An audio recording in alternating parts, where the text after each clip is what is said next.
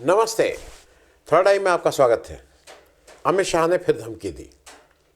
अब अमित शाह तो धमकी देने के लिए मशहूर है, तो अब इस बार अमित शाह ने अपने पार्टी के लोगों को महाराष्ट्र में जाके धमकी दी। उन्होंने साफ साफ कहा कि भाई टिकट नहीं मिलने पर कोई डिसेंट, कोई विरोध की आवाज़ नहीं आनी चाहिए। समझ गए? आप उनका समझ गए का मतलब आप समझ ही जाते हैं, क्योंकि जब वो बोलते हैं तो CBI, ED, इनकम टैक्स, मालूम नहीं क्या क्या चीज़ें के साथ वो बोलते हैं, इस अथॉरिटी से बोलते हैं। उन्होंने हालांकि आगे बात करें उससे पहले ज़रा दोनों पार्टियों की स्थिति का जायज़ा ले लीजिए। आज की तारीख में कौन सी पार्टी कैसे खड़ी है। देखिए, जब 2019 का इलेक्शन हुआ, ये टेबल 1 है। 2019 का जब इलेक्शन हुआ विधानसभा का, तो बीजेपी ने 164 सीटें कंटेस्ट की थी। बीजेपी सीनियर पार्टनर था एनडीए में, और उसमें बीजेपी 105 सीट जीत के आई थी। 105 सीट जीत के लार्जेस्ट, सबसे बड़ी पार्टी बीजेपी बन के उभरी थी। शिवसेना 126 सीटें पे उम्मीदवार खड़े किए थे, लड़ी थी, और उसके 56 लोग जीते थे। जूनियर पार्टनर थी, लेकिन जैसा उस समय उद्धव ठाकरे साहब का कहना था कि उनसे प्री पोल ये प्रॉमिस किया गया था कि इस बार अगर एनडीए जीत के आती है तो मुख्यमंत्री उद्धव ठाकरे बनेंगे। ये उन्होंने नाम लेके अमित शाह का भी कहा था कि अमित शाह ने कहा था, और अमित शाह उस दौरान एक बार भी महाराष्ट्र नहीं गए, और ना उन्होंने ये कहा कि इस तरह की बात नहीं हुई थी। तो 105 इनके, 56 उनके, कायदे से एनडीए 161 सीट जीती थी आउट ऑफ 288, 288 सीटें वहाँ पे हैं।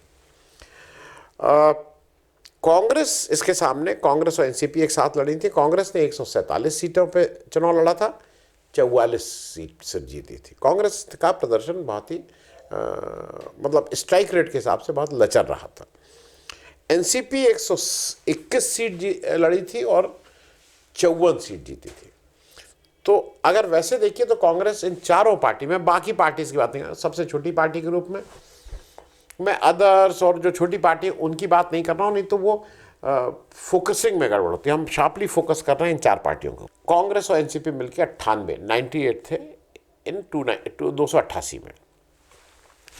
आज की तारीख में उसके बाद आपको पता ही है कैसे एनसीपी, कैसे शिवसेना को तोड़ा गया, शिंदे जी को इधर लाया गया। शिवसेना शिंदे को ही असली शिवसेना बनवाने में भी एक अहम रोल रहा सबका।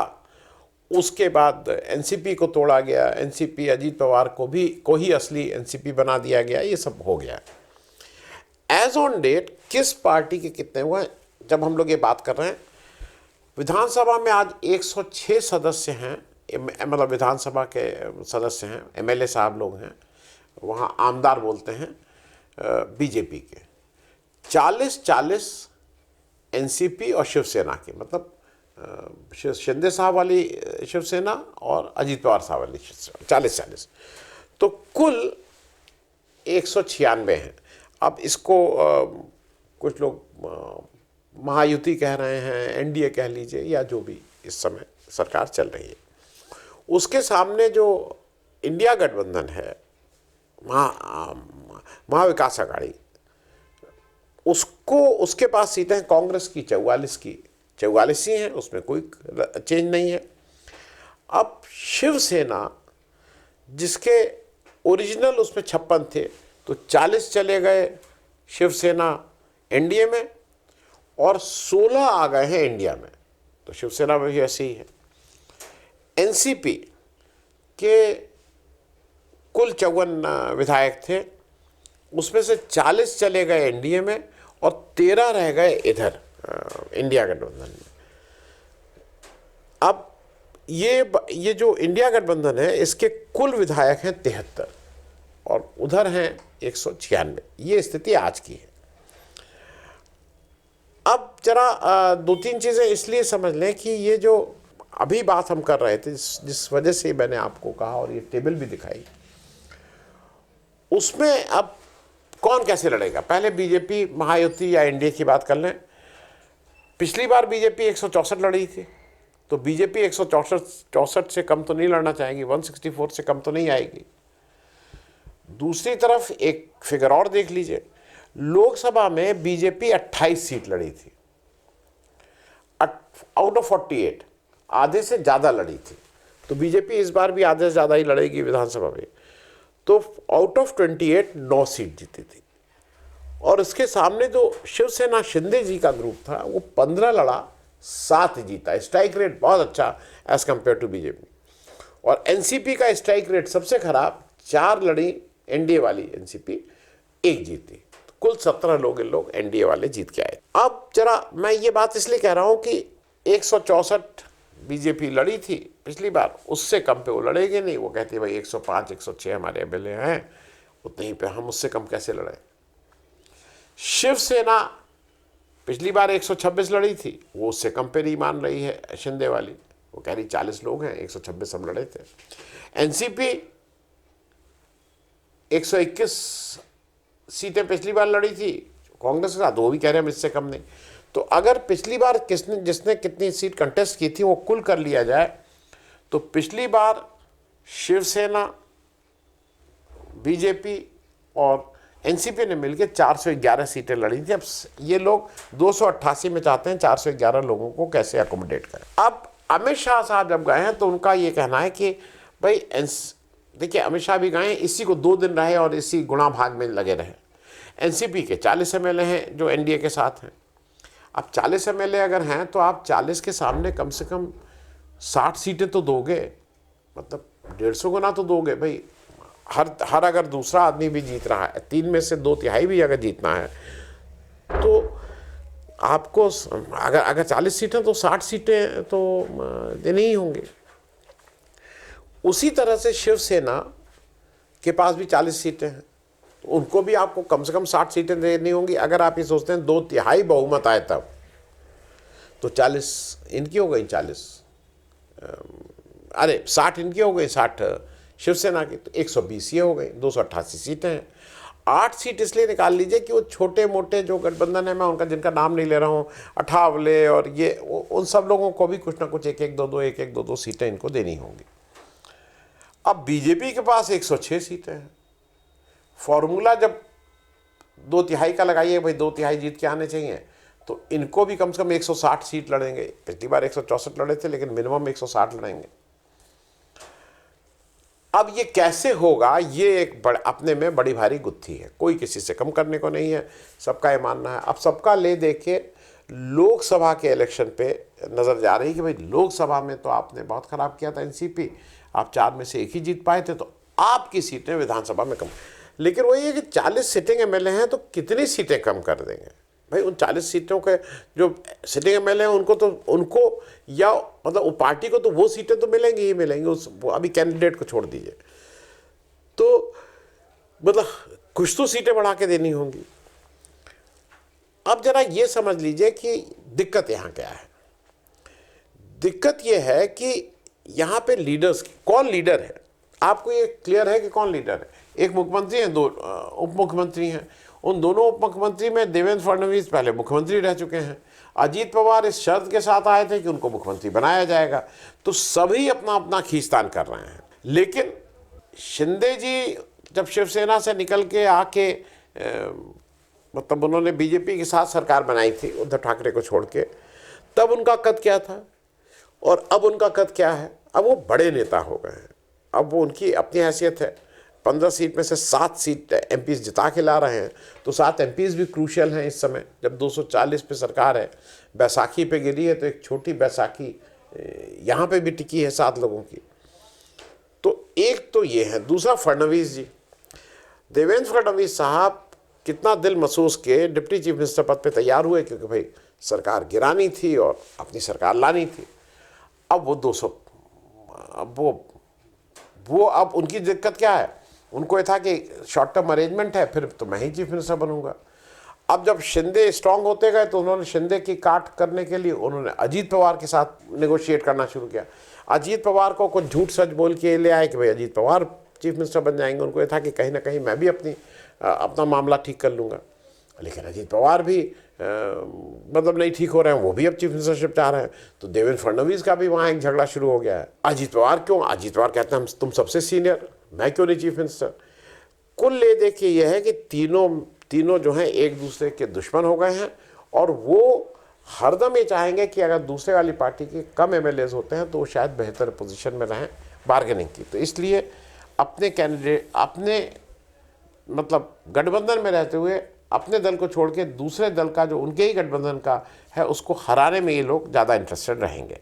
अब एक और चीज़ है, अमित शाह जो इलेक्शन है महाराष्ट्र में पूरी तरह से जैसे यूपी में लड़ाते करते हैं ना मनमानी, उसी तरह से वहाँ भी करना चाह रहे हैं। क्योंकि उत्तर प्रदेश में उनका यह है कि किसी तरह से योगी आदित्यनाथ को मतलब कुर्सी से हटा दिया जाए और उनको पीएम की रेस से बाहर कर दिया जाए। ये पूरा का चक्र चल रहा है अमित शाह का, पूरा इसी पे विमर्श है।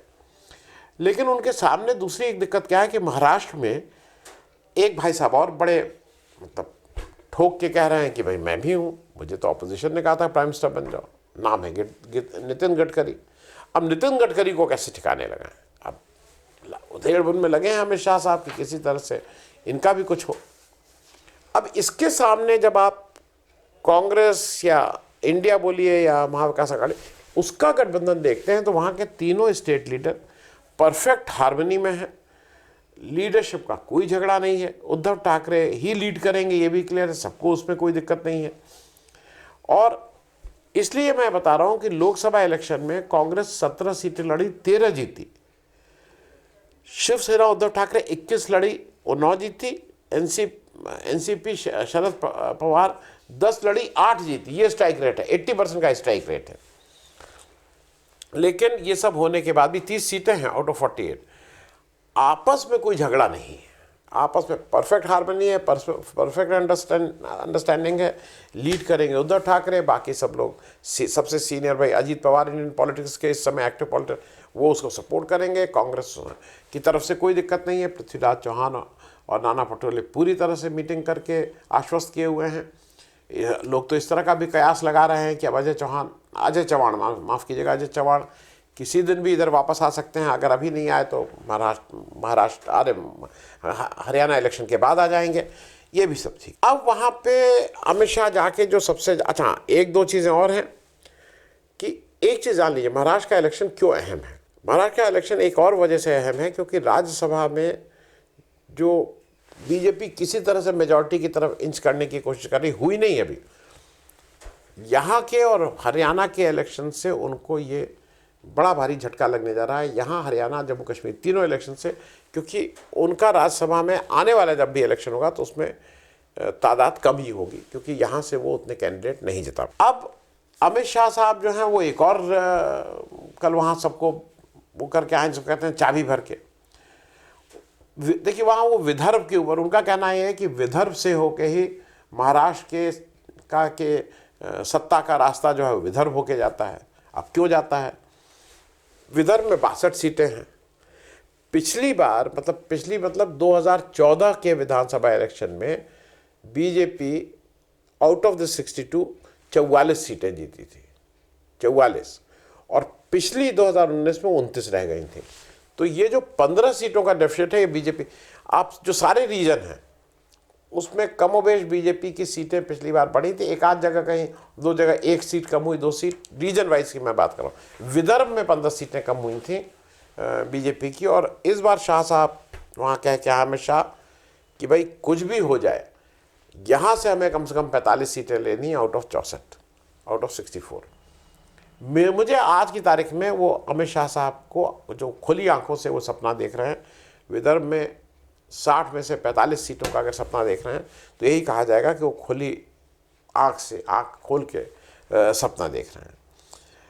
दूसरा उन्होंने ये कहा है कि उन्होंने उनको आह्वान किया है कि भाई आप 10% कम से कम वोट अपने बढ़ाइएगा हर पोलिंग बूथ पर, उस पर। अब मुझे ये बताइए कि जिस तरह से बीजेपी का सदस्यता अभियान चल रहा है, आप सब लोग सुने होंगे, देखे होंगे, और राशन की दुकान वाले इनको जो ज़बरदस्ती पकड़ के मिस कॉल दो तुम सदस्य बन गए, मिस कॉल दो सदस्य बन गए, ये सब के चक्कर में है। तो आप क्या लगता है कि सदस्य जाके वहाँ बीजेपी को वोट करेंगे? वो तो और बुरी हालत होगी कि सदस्य बीजेपी के और लगातार बीजेपी के खिलाफ प्रचार कर रहा है। मैं गाँव गया था कल, वहाँ सारी यही चर्चा है कि ज़बरदस्ती हर ऑफिशियल उसमें ये ज़बरदस्ती है कि 10 सदस्य बनाओ, 5 सदस्य बनाओ, इस तरह की बात हो रही है। वहाँ पे अमित शाह ने एक और इम्पोर्टेंट बात उठाई है, वो जरा इसलिए उसको कवर कर लूँ। उन्होंने कहा था कल महाराष्ट्र में कि वक्फ बिल को तो हम वापस लाएंगे। अरे अमित शाह जी, हमें पता है आप मौके की तलाश में हैं कि कब आपका मामला थोड़ा ठीक हो तो आप वक्फ भी लाएंगे, आप लिटरल एंट्री भी वापस लाएंगे, और इसमें कहीं किसी और को हो आप किसानों का तीनों काला बिल भी वापस लाएंगे। ये बिल्कुल क्लियर है। थोड़े दिन तो आपके ठीक हों, दिन जब बहुरेंगे तभी होगा, लेकिन अब दिन बहुरेंगे कि नहीं बहुरेंगे ये देखने वाली बात है। उन्होंने एक और, अमित शाह ने कहा कि भाई अपने अलाइज के लिए पूरी तरह से काम तत्परता से करिएगा। बीजेपी के वर्कर्स को उन्होंने ये सब कहा है। मुझे एक चीज़ ये लगता है कि ये जो 2024 का इलेक्शन हुआ लोकसभा का, उसमें जो हार का झटका है उसको अभी तक कोई निगेट नहीं कर पा रहा, उसका कोई माकूल तरह से उसको आंसर नहीं कर पा रही है बीजेपी और मोदी जी खास करके। दूसरा, अब इन लोगों को बहुत उम्मीद थी कि लाडली बहना योजना चालू कर दी है, सीधे महिलाओं के पैसे में खाते में पैसा जा रहा है, लेकिन मुझे लगता है कि उस योजना से पे सब पानी फेर दिया। जब छत्रपति शिवाजी महाराज की मूर्ति आपने गिरा दी तो आपका वो भ्रष्टाचार करने वाला चेहरा भी बिल्कुल स्पष्ट हो गया है। बिना चश्मे के, बिना किसी उसके, आदमी साफ साफ देख सकता है कि कितना भ्रष्टाचार वहाँ पे हो रहा है। और एक अंतिम बात कह के ख़त्म करूँगा, एक अंडरटोन हरदम चल रही है, वो चलती रहेगी। हरदम महाराष्ट्र के लोगों को ये लगता है कि हमारे यहाँ जो प्रोजेक्ट लगने थे, हमारे यहाँ जो ऑफिस खुलने थे, हमारे यहाँ जो चीज़ें आनी थी, डेवलपमेंट होना था, वो खींच के ये सब लोग गुजरात ले जा रहे हैं, क्योंकि शीर्ष नेतृत्व गुजरात का है। और इसमें कोई बहुत मतलब ऐसी कोई बात नहीं है जो आपको भी लगता है बिल्कुल वहाँ सारे प्रोजेक्ट्स को गुजरात के महाराष्ट्र के उठा के गुजरात में भेज रहे हैं। तो मुझे ये लगता है कि महाराष्ट्र के इलेक्शन में, मैंने तो आज किसी से बात की, उनका कहना है कि आप कुछ कर लीजिए, लिख के, वो बोलते हैं लिख के ले लीजिए। डबल डिजिट में ही बीजेपी रहेगी, बीजेपी ट्रिपल डिजिट में नहीं आएगी, मतलब 100 से कम सीटें ही रहेंगी। और वो जब बीजेपी नहीं, वो टोटल एनडीए की बात कर रहे हैं, सिर्फ बीजेपी की बात नहीं कर। तो आज के लिए महाराष्ट्र इलेक्शन के साथ जो और एक जो धक्का और लगने वाला है, जो जम्मू कश्मीर और हरियाणा, जब बीजेपी हार के महाराष्ट्र इलेक्शन में जाएगी तो एक मोरल भी नहीं हाई रहेगा, और उसके बाद एक लोगों को में भी एक जनरल ये मैसेज कहीं ना कहीं चला जा रहा है कि अब BJP is on it's way out. Thank you so much, धन्यवाद।